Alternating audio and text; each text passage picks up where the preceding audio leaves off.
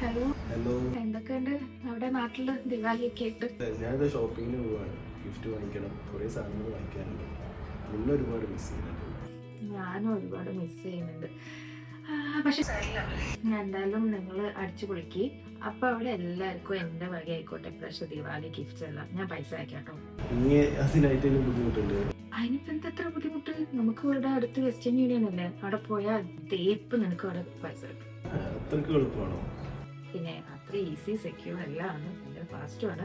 നീ ഇപ്പൊ പോയി കുളിച്ച് ഷോപ്പിങ്ങിന് പോകാം. അപ്പോഴേക്ക് നമുക്ക് അവിടെ ക്യാഷ് കിട്ടിയിരിക്കും. ഓക്കെ, ശരി. दिवाली आई चमके जहां खुशियों की परछाई